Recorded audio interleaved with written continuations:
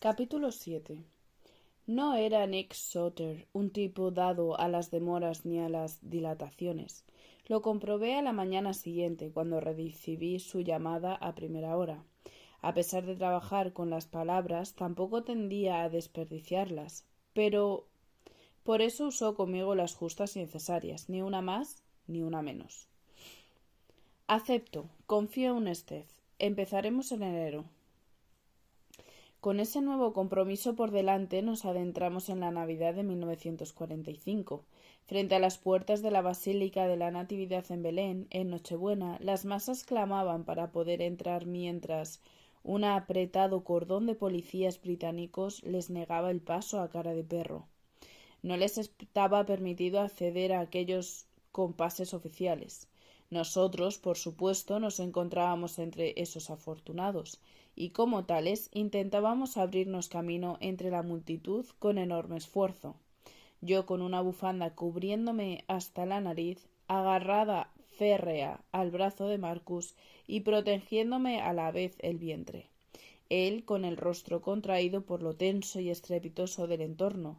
Gloria in excelsis in terra pax. Afuera quedaba una masa bullente de cristianos. Muchos protestaban, empujaban y se quejaban a gritos por el permiso que les era denegado. Otros se derramaban por las calles cercanas gritando, cantando, alborozados por la festividad. Todo lo contrario, en cualquiera de los casos, el recogimiento o la espiritualidad que yo imaginaba en ese ambiente. Vestidos con sus ropajes tradicionales, hasta el pequeño pueblo de Belén habían llegado coptos desde Egipto, maronitas del Líbano, anatolios de Asia Menor, sirios, etíopes, armenios y palestinos de todo el territorio cargados con antorchas, más miles de occidentales que formaban una caravana de vehículos que se prolongaba a lo largo de kilómetros, sin lograr avanzar ni un palmo. Soplaba un viento cortante. En los alrededores había instalado multitud de puestos y tenderetes de comida alumbrados con faroles de queroseno. La carne de los kebabs recién hecha sobre las brasas lanzaba al cielo olor y humo. En el interior del templo, bajo la luz tenebrosa de un enjambre de lámparas colgantes entre la pompa y la ceremonia del servicio religioso, entre las idas y venidas del gran patriarca latino, las coloridas casullas de los sacerdotes, los galones, los trajes de paño de Manchester, los uniformes y las metralletas, apenas quedaba sitio para nadie más. Once again, el cuerpo consular, de los altos funcionarios, los mandos del ejército y los extranjeros de categoría ganaban por la mano a los locales. Unos años antes, según contaban, no era así. Había acceso libre, tumultuoso, popular y caótico. Ya no. A tenor de la tensión creciente, ahora se imponían las máximas precauciones. Nunca fui practicante más allá de las misas dominicales de mi infancia en la iglesia de San Andrés de mi barrio. Después el devenir de la vida me fue agotando lo poco de creyente que algún día tuve, hasta dejarme aferrada únicamente a lo terrenal.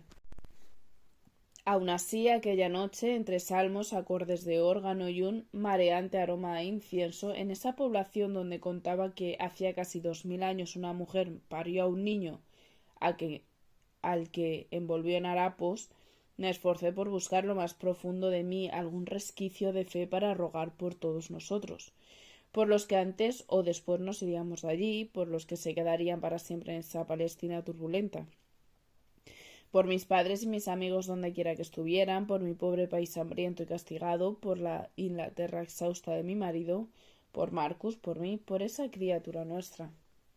La Nochevieja, por el contrario, estuvo repleta de opulencia.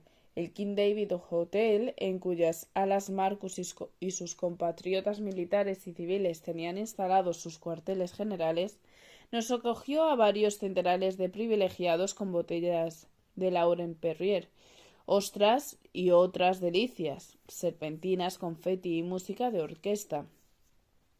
El acceso, una vez más, estaba estrictamente vigilado. Dentro, en cambio, todo el mundo parecía haberse olvidado por unas horas de la violencia, el terror y los desesperantes esfuerzos por alcanzar un entendimiento racional entre los grupos de humanos que parecían condenados a un eterno desencuentro.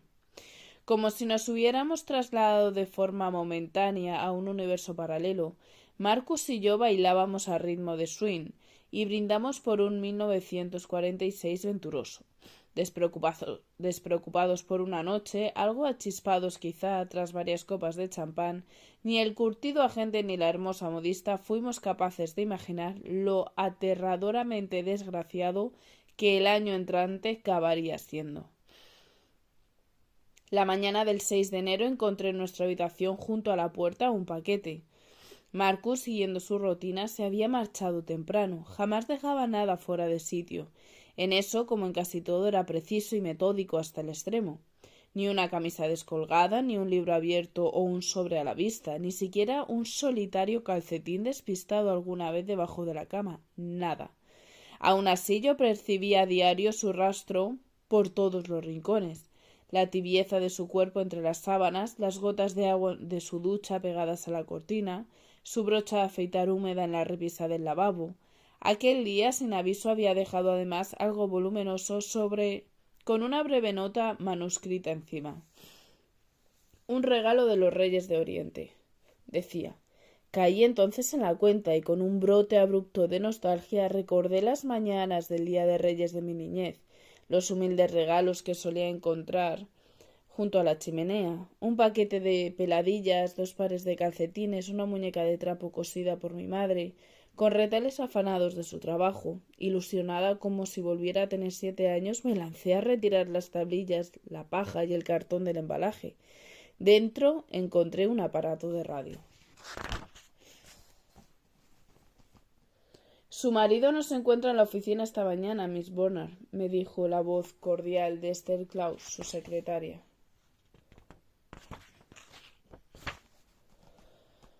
Telefonear a Marcus a su despacho del King David había sido mi primera reacción, para darle las gracias, para decirle cuánto significaba ese presente. Sabía que con él me animaba a realizar aquellas colaboraciones radiofónicas sobre España. Le satisfacía verme abordando por mí misma una nueva tarea, que mis días tuvieran algo de enjundia y no me limitara a ser meramente una esposa silenciosa entre las sombras. Su ausencia en las oficinas del secretariat no me resultó extraña. Era bastante frecuente no localizarlo. En ocasiones realizaba su trabajo allí, pero muy a menudo andaba por su cuenta, viéndose con gente, deslizándose por otros círculos, atento a todo, en movimiento. Pedí entonces a la centralita una llamada al PBS.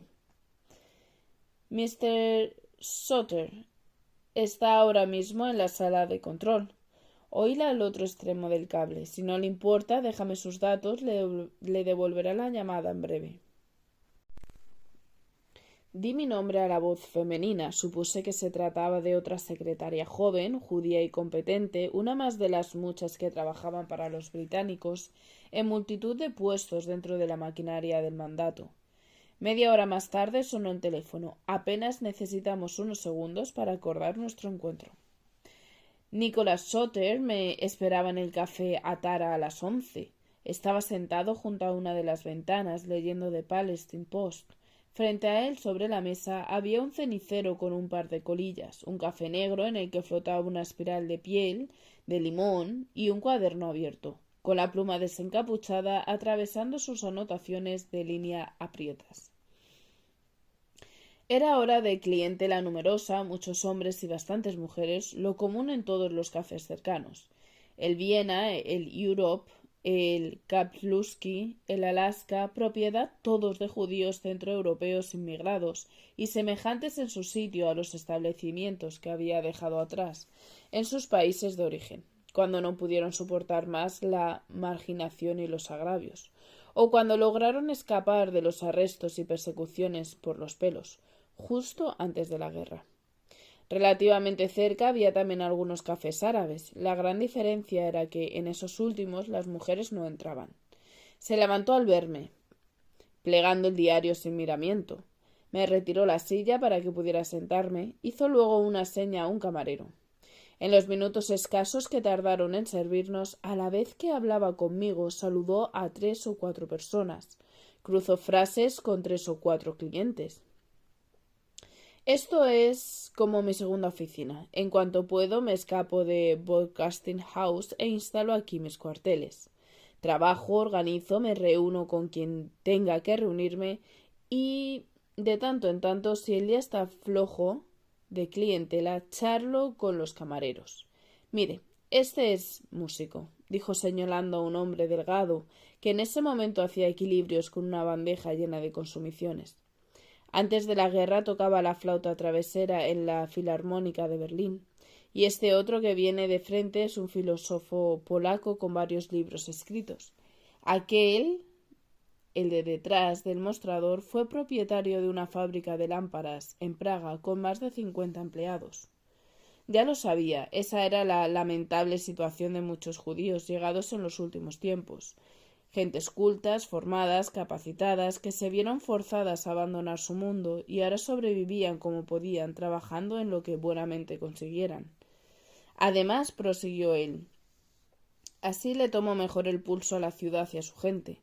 No se imagina bajo esta capa de aparente normalidad todo lo que bulle aquí dentro.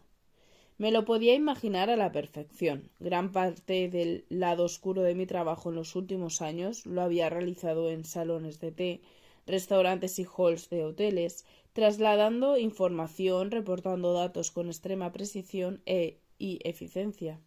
En absoluto me extrañaría por eso que a plena luz del día, entre cafés, pedazos de tartas, pastas y tazas de chocolate espeso, por allí cruzarán también furtivamente todo tipo de conspiraciones y contubernos. Por supuesto, sin embargo, en mi rostro plasmé un cínico gesto de inocencia. Ante los ojos de aquel hombre yo no era más que el apéndice de una compatriota, una esposa desoficiada y ligeramente exótica. Bien, vayamos a lo nuestro. 4 colaboradores de 15 minutos no era lo que Nick Soter tenía previsto proponerme, en atención a mi ofrecimiento. 4 breves segmentos sobre España, grabados con anterioridad, que se retransmitirían en semanas sucesivas. Arte, geografía, alguna pincelada de historia, gastronomía, costumbres, tradiciones, lo que yo quisiera. En inglés, naturalmente, con mi propia voz, con mi fuerte acento, mis pequeños resbalones de pronunciación y los errores imprevistos que surgieran sobre la marcha. Eso añadirá veracidad. No se preocupe si cae en deslices. Así, tal cual me está hablando a mí ahora mismo, suena adorable. La única pena es que no pueden verla también. Si yo hubiera sido la Sira de años antes, no habría logrado evitar que el rubor me estuviera hasta las cejas. Como ya no lo era, me limité a remover mi té con la cucharilla disimulando una media sonrisa. Hacía mucho tiempo que un desconocido no me piropeaba tan abiertamente. O quizá ni siquiera tuvo Nick la intención de hacerlo. Lo observé de nuevo un instante después mientras él cruzaba un shalom con un tipo de traje gris que pasaba a nuestro lado.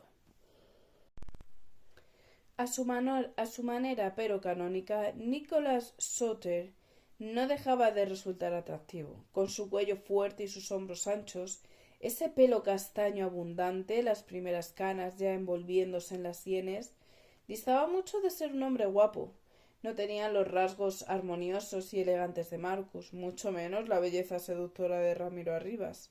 Aun así, en las facciones rotundas de mi interlocutor, en su mentón recio, su nariz pronunciada, sus dientes grandes y esas cejas espesas sobre ojos despiertos, había un raro magnetismo algo diferente. ¿Y sobre cuestiones políticas? Pregunté cuando retornó su atención a mí disculpándose por haber interrumpido nuestra charla.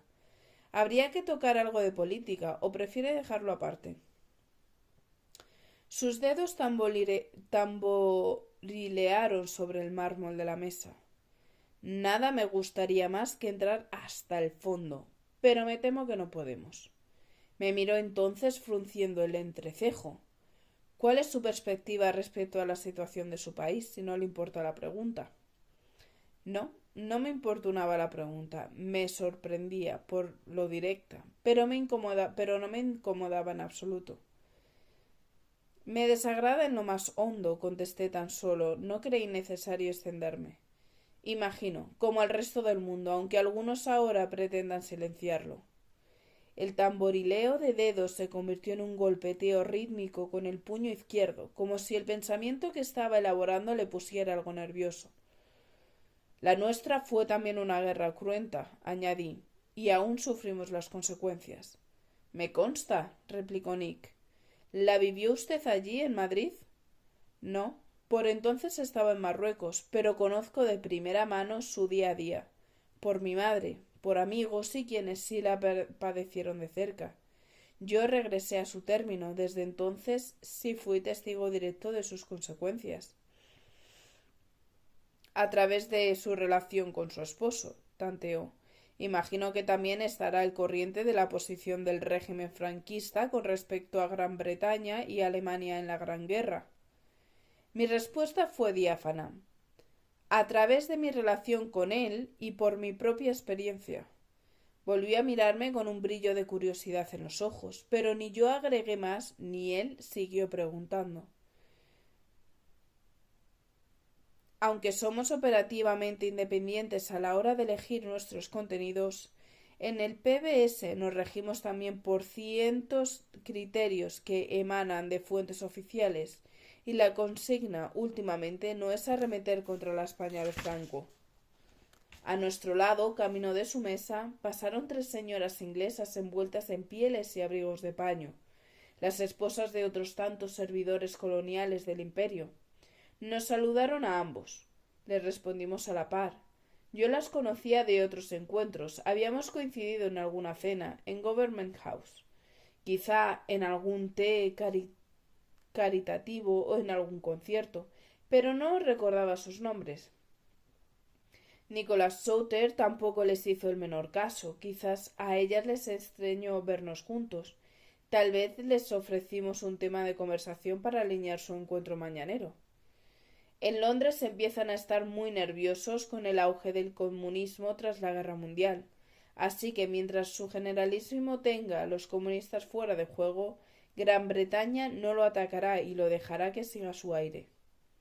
Dijo generalísimo en español, con una pronunciación terrible que casi me hizo reír, aunque el asunto no tuviera ni pizca de gracia. En fin, no deseo entretenerla. Mejor concretemos.